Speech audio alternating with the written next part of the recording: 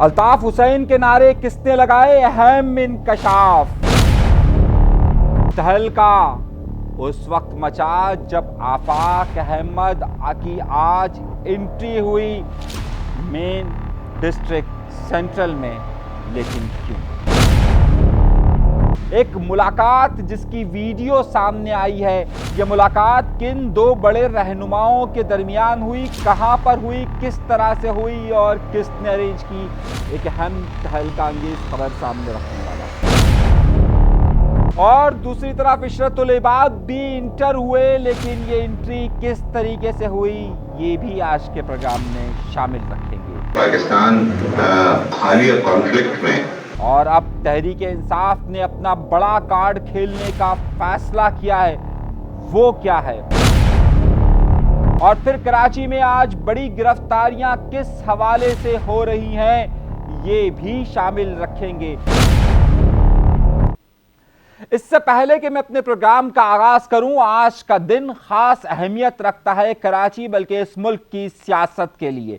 ये तारीखी वाकया कब पेश आया था, कब गोलियों की बरसात हुई थी, और उस गोलियों की बरसात में आज किसकी शहर के अंदर एक बड़ी एंट्री हुई है, ये तमाम बड़ी तफसीलात आपके सामने रखने वाला हूं। और अब खान ने एक बड़े कार्ड का फैसला किया है, वो कार्ड किस तरीके से काम आएगा और क्यों आएगा, हमारे पास इस हवाले से क्या इतलात मौसूल हो रही है, अहम खबर आपके सामने रखने वाला हूं। लेकिन उससे पहले आपसे दो छोटी छोटी दरख्वास्तें हर बार करता हूं कि अगर चैनल सब्सक्राइब नहीं किया तो सब्सक्राइब कर लीजिए, और इससे पहले कि इस चैनल पर पाबंदी लगे, हम कुछ और चैनल्स भी खोल रहे हैं ताकि अगर एक चैनल पर पाबंदी लगे तो बाकी चैनल्स आपके सामने मौजूद हों। उनके लिंक्स मैं आपको नीचे डिस्क्रिप्शन में दे रहा हूं। अगर हमारी वीडियोस आप उन्हें सब्सक्राइब जरूर कीजिएगा कि कुछ वीडियोस अब हम वहां डालेंगे, क्योंकि हमें नहीं मालूम कि किस वक्त हम पर कब पाबंदी लग सकती है, कब लगने वाली है, क्योंकि तैयारियां मुकम्मल हो चुकी हैं। आइए अपनी गुफ्तगू के सिलसिले का आगाज करते हैं अपने परवरदिगार के शुक्र से कि जिसने हमें ये नेमतों से नवाजा है। सबसे पहले और सबसे अहम खबर की तरफ चलते हैं, और उसके बाद प्रोग्राम को आखिर तक देखिएगा। मैं आपको बड़ी बड़ी और तहलका अंगेज खबरें देने वाला हूं। सबसे पहली खबर का आज बड़ा इंकशाफ हुआ है, और बड़ा इंकशाफ किया है पाकिस्तान पीपल्स पार्टी के रहनुमा अब्दुल कादिर मंदोखेल ने। अब्दुल कादिर मंदोखेल ने कल एक प्रोग्राम में बैठ कर इस बात का दावा किया है कि बल्दिया टाउन ने मुस्तफ़ा कमाल साहब और MQM को वोट नहीं मिल रहे थे, जिसके बाद उन्होंने इलेक्शन से एक दिन पहले कॉर्नर मीटिंग के अंदर बाकायदा अल्ताफ हुसैन की हिमायत पे नारे लगवाए। क्या कह रहे हैं वो तहलका अंगेज खबर, ये सुनिए। आपको पता है इलेक्शन से एक हफ्ता पहले जो वहां इनकी कॉर्नर मीटिंग में अल्ताफ हुसैन का नारा लगा तो 22 लोगों को अंदर कराया मुस्तफा कमाल साहब ने। मैंने SHO को फोन किए, मैंने कहा मोहतरम मैं वकील हूं सुप्रीम कोर्ट का, अल्ताफ हुसैन जिंदाबाद या जी अल्ताफ हुसैन पे कौन सा दफा लगता है? 5 मिनट देता हूं, मैंने कहा 5 मिनट देता हूं, रहा कर, नहीं तो मैं आ रहा हूं थाने। आप यकीन करेंगे 5 मिनट के अंदर छोड़ भी दिया 22 लोगों को। ये मैं आपको लाइव शो में कह रहा हूं, और ये पूरा बल्दिया के लोग जो उर्दू स्पीकिंग लोग हैं वो जानते हैं ये बात। आपने ये बात सुनी। यहां पर आकर कादिर मंदोखेल एक मुख्तसर सा ये बात अर्ज करते हैं कि जनाब वाला इस हवाले से बाकायदा ये हुआ था कि मुस्तफ़ा कमाल साहब और MQM को वोट नहीं मिल रहे थे, और वो कि जो कि वहां पर नारेबाजियां हुई थी और जानबूझकर ताकि वहां से वोट गेन किया जा सके अल्ताफ हुसैन साहब की हिमायत में नारे लगवाए गए थे। ये बहुत बड़ा इंकशाफ है। ये खास तौर पर इसलिए इंकशाफ है क्योंकि MQM अपने आप को इससे हमेशा से दूर रखती रही है, और मुस्तफ़ा कमाल साहब गुज़श्ता 11 साल से इसके खिलाफ ही बात करते रहे, अल्ताफ हुसैन साहब के खिलाफ। तो अब ये वाकया क्यों रोनुमा हुआ, कैसे रोनुमा हुआ और किस तरह रोनुमा हुआ, अब इसमें क्या वाकई में हकायक हैं, अब ये पूरा का पूरा जाता है MQM पाकिस्तान की तरफ कि MQM पाकिस्तान अब्दुल कादिर मंदोखेल के इस दावे को किस तरीके से देखती है, और वो इसे सच मानती भी है या नहीं मानती है, क्या हुआ है या नहीं हुआ है, इस पर अब बात होनी चाहिए और इस पर एक तहकीक भी होनी चाहिए। लेकिन इससे आगे चलते हैं एक और बड़ी खबर की तरफ, और बड़ी खबर यह कि अब पाकिस्तान तहरीक इंसाफ ने अपने एक बड़े कार्ड खेलने का फैसला किया है, और वो बड़ा कार्ड यह है कि तहरीक इंसाफ ने जब इमरान खान को 5 अगस्त को 2 साल पहले गिरफ्तार किया गया था, साल था 2000 2023 اور 2023 میں 5 اگست کو گرفتار کیا گیا تھا۔ اب ان کی گرفتاری کو قریباً کوئی 2 سال مکمل ہونے والے۔ اس دوران انہوں نے ان کی رہائی کے لیے بڑی موومنٹ چلانے کی کوشش کی، لیکن بار بار وہ ناکام رہے۔ 8 فروری کو ان کو بہت بڑا مینڈیٹ ملا، لیکن یہ مینڈیٹ کو بچانے میں کامیاب نہیں ہو سکے، اور اس کے بعد پھر جب خاص طور پر بشرا بیگم کی رہائی ہوتی ہے اور 26 نومبر سال 2024 کو تحریک انصاف ایک بڑی موومنٹ کے ساتھ اسلام آباد میں انٹری دیتی ہے، اور وہ انٹری ناکام ہوتی ہے، اور اس کے بعد بشرا بیگم کو گرفتار کیا جاتا ہے۔ اب اس واقعے کو تقریباً 8 ماہ ہونے کے قریب ہے، اور اب تحریک انصاف کو کے اندر سیاسی جماعت اندر اختلافات بہت شدت کے ساتھ بڑھ رہے ہیں۔ اس اختلافات کو دور کرنے کا ایک ہی طریقہ کار تھا کہ کوئی لیڈرشپ سامنے رکھی جائے، اور اب اس کے لیے باقاعدہ تحریک انصاف نے فیصلہ کیا ہے کہ ان کے بچوں کے نام استعمال کیے جائیں، اور اس کے لیے یہ بات کل علیمہ خان صاحبہ نے کہی کہ اب عمران خان کے بچے پاکستان آ رہے ہیں اور 5 اگست سے وہ اس تحریک کو چلائیں گے، لیکن اس سے پہلے امریکہ جائیں گے۔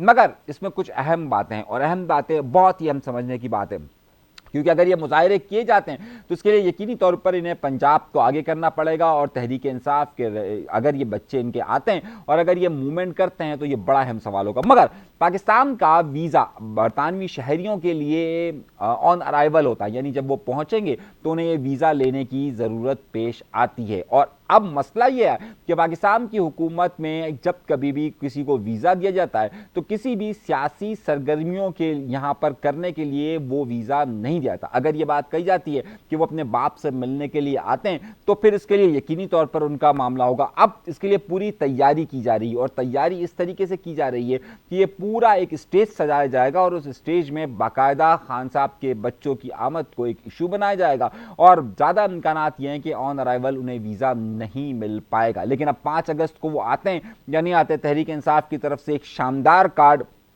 اپنے ووٹرز کو، اپنے سپورٹرز کو، اپنے کارکنان کو موٹیویٹ کرنے کے لیے کیا گیا ہے۔ اب دیکھنا یہ ہے کہ اس میں بڑی کامیابی حاصل ہوتی ہے یا نہیں ہوتی ہے۔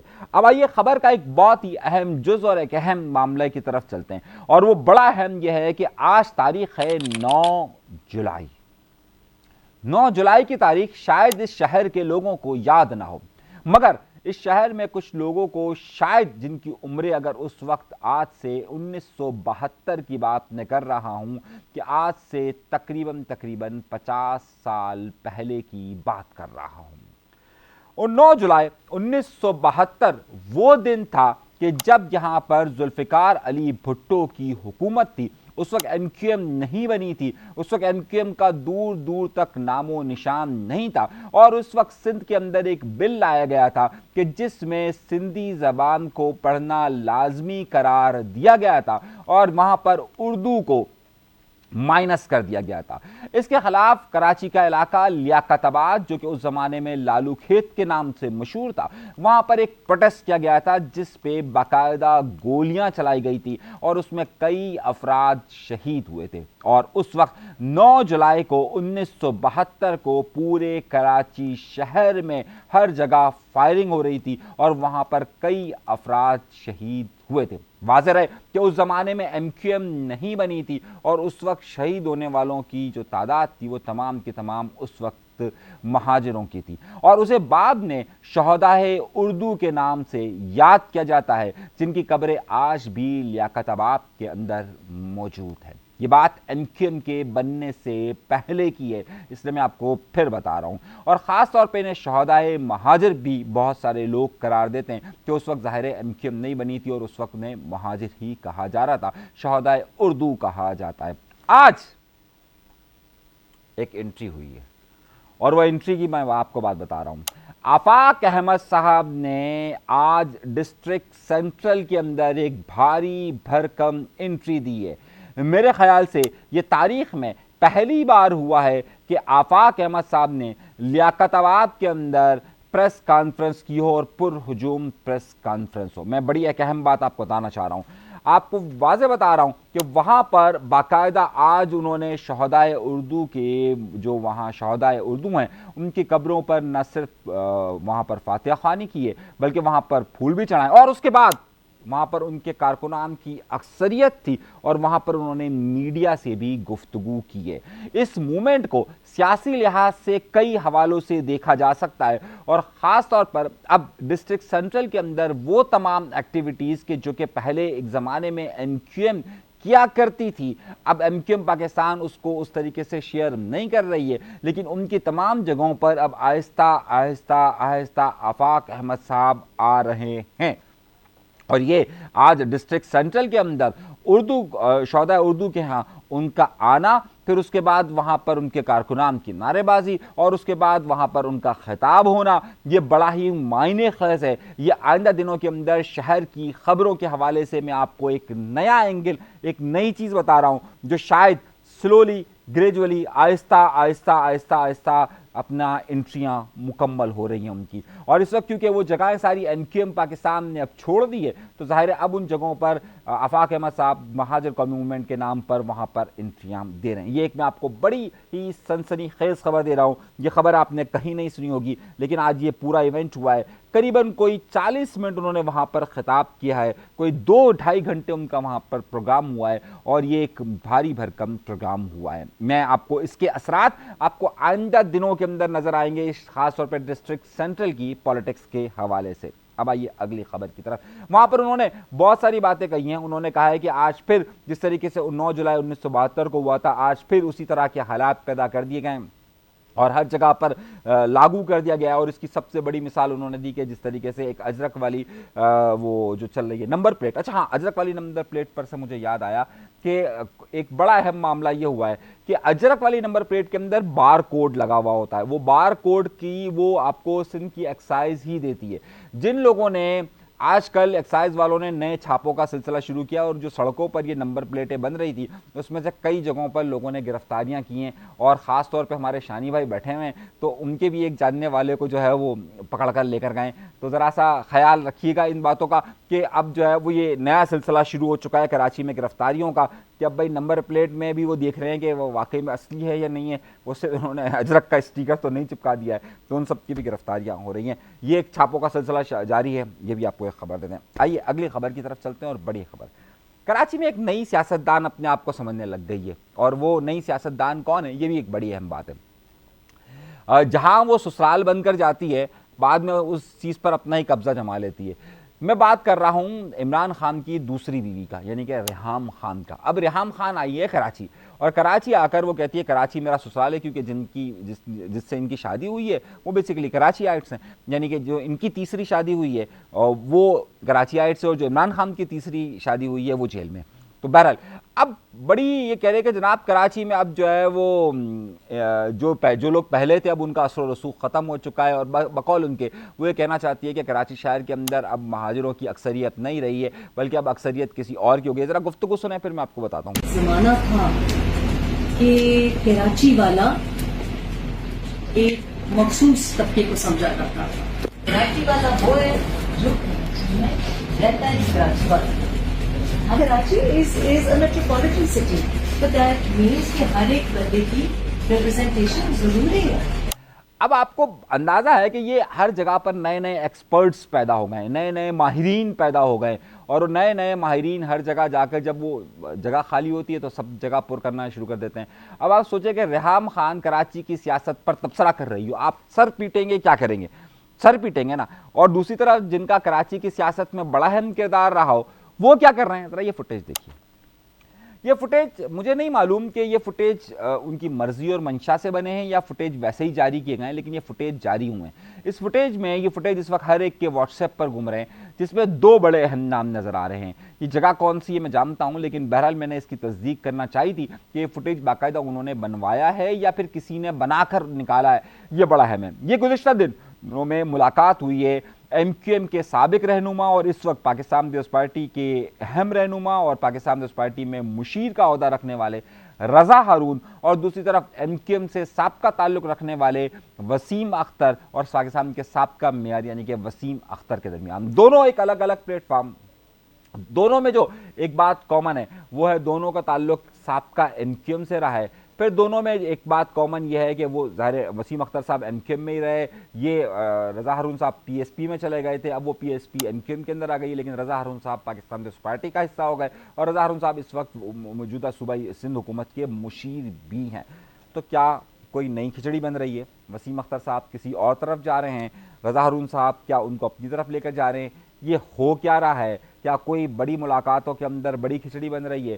وسیم اختر صاحب کو کیا معاملات کیے جا رہے ہیں؟ اب آئیے ہم نے ذرا سی اس کی تفصیل جاننے کی کوشش کی. تو یہ ایک دوستانہ ملاقات تھی. دوستانہ ملاقات اس لیے کہہ سکتے ہیں کیونکہ وسیم اختر صاحب اور رضا ہارون صاحب کا پرانا ماضی کا بڑا گہرا تعلق رہا ہے. دونوں کے درمیان ٹیلی فونک روابط بھی موجود ہیں, اور یہ ایک کراچی پی ایس ایچ کے اندر ایک کلب ہے, وہاں پر ان کی ایک ملاقات ہوئی ہے. اس ملاقات کو کسی نئے سیاسی گٹھ جوڑ کے ذات آپ ابھی نہیں کریکٹ بنا سکتے, کیونکہ یہ ابھی کوئی نیا سیاسی گٹھ جوڑ کی طرف نہیں ہے. ہاں البتہ اس ملاقات ان روابط سے, اور اگر یہ ویڈیو خود سے جاری کی گئی ہے تو بہت سارے نئے سوالات کو جنم دے رہی ہے. تو یہ بھی میں آپ کو بتا رہا ہوں کہ پس پشت کیا کیا چل رہا ہے. اچھا, پس پشت سب ایکٹیو ہے.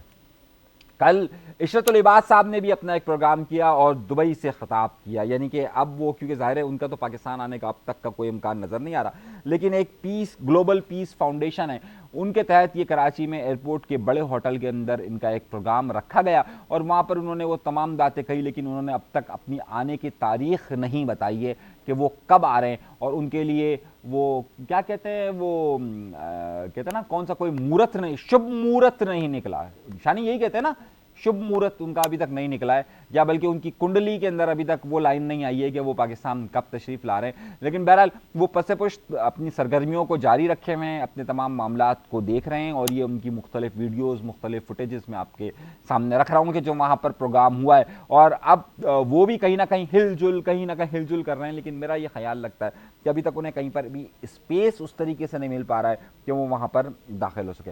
دوسری طرف انڈیا سے جو ہے نا, انڈیا والوں کے لیے بری خبریں آ رہی ہے. ان کی فضائیہ پر جو نحوست چھائی ہوئی ہے, وہ نحوست صرف مجھے لگتا ہے کہ اسی وقت ختم ہوگی کہ جب مودی کو وہ رخصت کریں گے. جب تک مودی کی آخری رسومات ادا نہیں کی جائے گی تب تک مجھے لگتا ہے کہ ان کے ساتھ معاملات حل نہیں ہوں گے. پاکستان نے جہاں ان کے جہاز گرائے تھے, اب راجستھان کے اندر ان کا ایک اور لڑاکا طیارہ خود سے ہی گر گیا ہے. اب ان کی کبھی فضائیہ کے اندر, کبھی ان کا جہاز ابھی گر گیا تھا, آپ کو معلوم ہوگا کہ جس کے اندر قریباً کوئی 300 کے قریب افراد ہلاک ہوئے تھے, اور اب جو ہے وہ ان کے 2 پائلٹ ہلاک ہوئے ہیں. ان کا ایک جہاز جو ہے وہ آبادی کے اندر راجستھان کے اندر گر گیا ہے. تو انڈیا کو اگر اپنی فضائی حدود کو اور اپنی فضائیہ کو اگر صحیح کرنا ہے تو اس کے لیے ان کو چاہیے کہ وہ جلد سے جلد جو ہے وہ مودی کا انتظام کرے. اگر جب تک مودی یہ رہے گا, لگتا ہے ان کی ہواؤں کے اندر ان کی بدقسمتی ان کا ساتھ چلتی رہے گی. تو اگر انہیں اپنی بدقسمتیوں کو ہٹانا ہے تو انہیں مودی کو رخصت کرنا ضروری ہوگا, مجھے ایسا لگتا ہے. لیکن بہرحال یہ ایک الگ خبر ہے. اب تک کی بڑی خبریں میں نے آپ کو دی ہے. ابھی کے لیے اجازت دیجیے گا. اللہ تبارک و تعالیٰ آپ سب کو خوش و خرم رکھے, آباد رکھے, سلامت رکھے, قائم رکھے. اجازت دیجیے گا. اللہ نے کے بعد.